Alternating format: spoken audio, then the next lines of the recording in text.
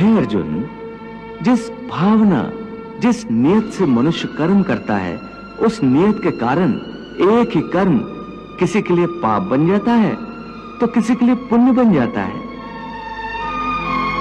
कर्म के इस ज्ञान के द्वारा ही मनुष्य को कर्म, अकर्म और विकर्म की पहचान होती है। कर्म, अकर्म, विकर्म, ये क्या है? हे अर्जुन, मनुष्य जब निष्काम भावना से कर्म करता है तब उस कर्म का फल उसे नहीं भोगना पड़ता, इसलिए वो अकर्म हो जाता है।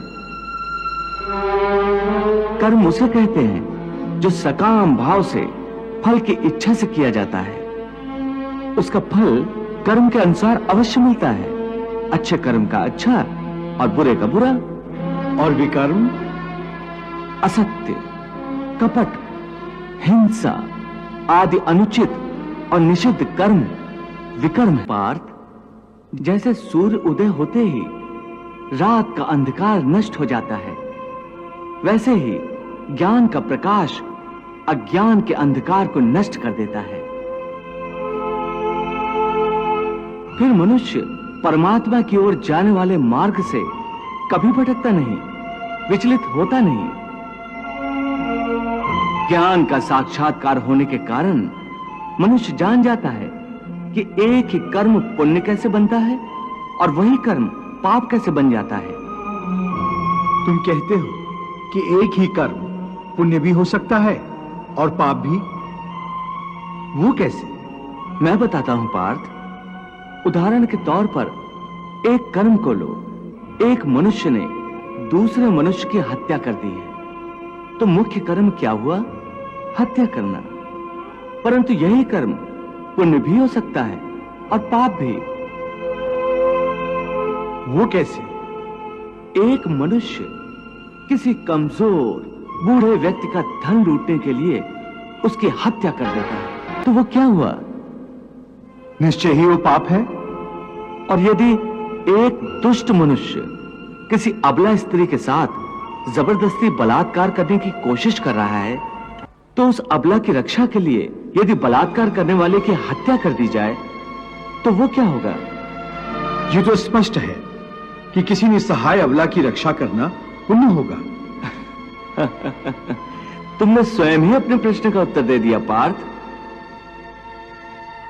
कर्म तो वही रहा, किसी की हत्या करना, परंतु उस कर्म के पीछे भावना क्या है? मारने वाले की नियत क्या है? इसी के फर्क से एक ही कर्म पाप हो सकता है अथवा पुण्य।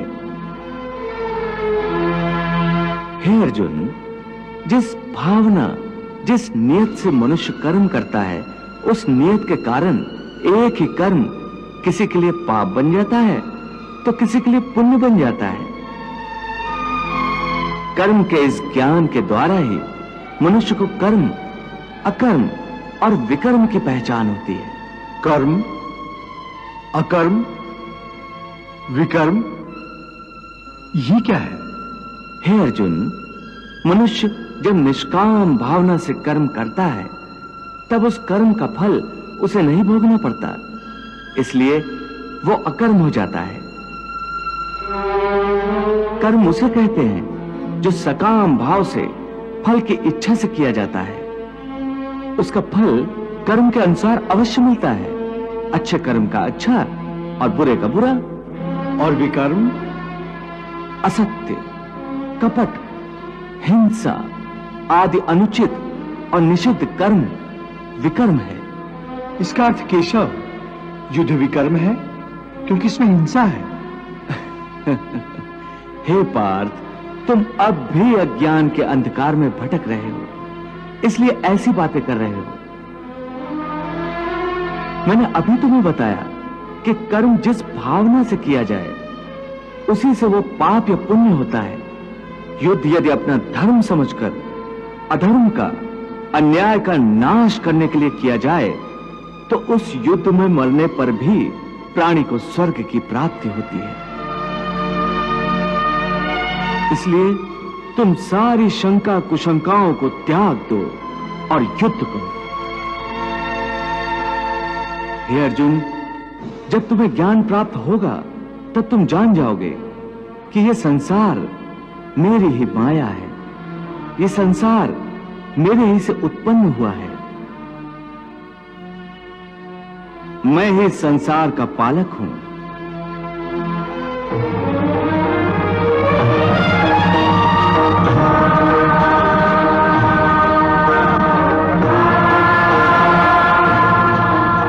और मैं ही संसार का संहारक हूं।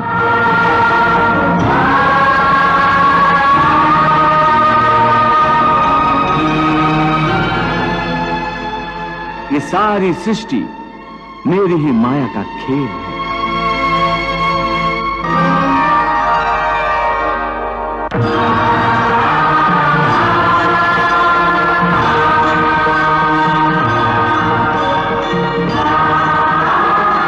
हे केशव, इस माया के संसार का रूप क्या है? हे अर्जुन, यदि तुम अपने ज्ञान चक्षुओं से देखोगे तो तुम्हें पता चलेगा कि यह माया का संसार एक उल्टे वृक्ष की भांति है, जिसकी जड़ें ऊपर हैं और टहनी और पत्ते नीचे की ओर हैं। अपने अंतर चक्षुओं के द्वारा इसे देखो अर्जुन।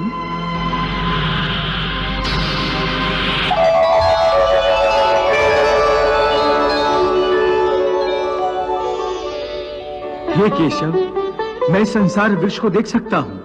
इसकी जड़ें ऊपर हैं और तुमसे निकली हैं।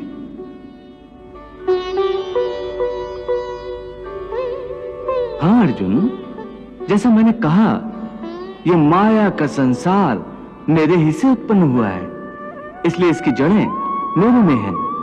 और माया का स्थान क्योंकि मुझसे नीचे है, इसलिए यह पेड़ उल्टा है। ऊर्ध्वमूलम अधः शाखम अश्वत्थम प्राहुरव्यम छंदासि यस्य पर्णानि यस्तम वेद सा वेदवित्। हे केशव, इस संसार वृक्ष में ब्रह्मा का स्थान क्या है? हे अर्जुन, इस संसार का विस्तार करने वाला होने से ब्रह्मा इस वृक्ष की मुख्य शाखा है।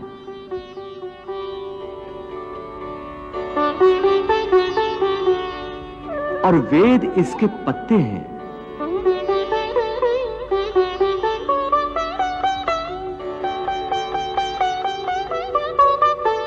हे पार्थ, शब्द, स्पर्श, रूप, रस और गंध, ये पांचों इस वृक्ष की शाखाओं की कोपलों के रूप में हैं।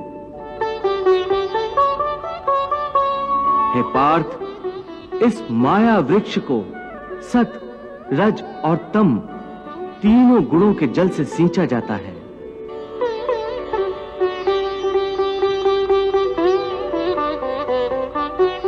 आसक्ति का मारा मनुष्य इसी पेड़ की डालियों में उलझा रहता है। पार्थ, ये वृक्ष अनादि है, अनंत है। ये वृक्ष संसार के माया का प्रतीक है। हे मधुसूदन, जब ये पेड़ ही सृष्टि है तो इसकी विशाल छाया भी हर ओर फैली होगी। तब मनुष्य इसकी छाया से कैसे बचकर रह सकता है?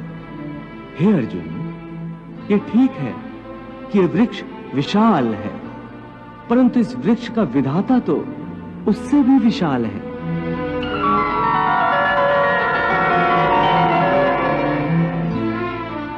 हे अर्जुन, जब तुम ज्ञान और वैराग्य की तलवार से इस संसार वृक्ष को काट दोगे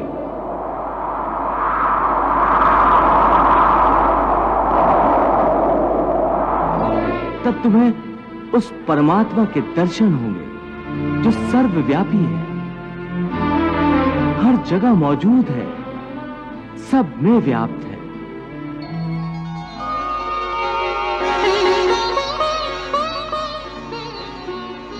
इसलिए पार्थ, तुम मेरी शरण में आओ। वाह प्रभु वाह।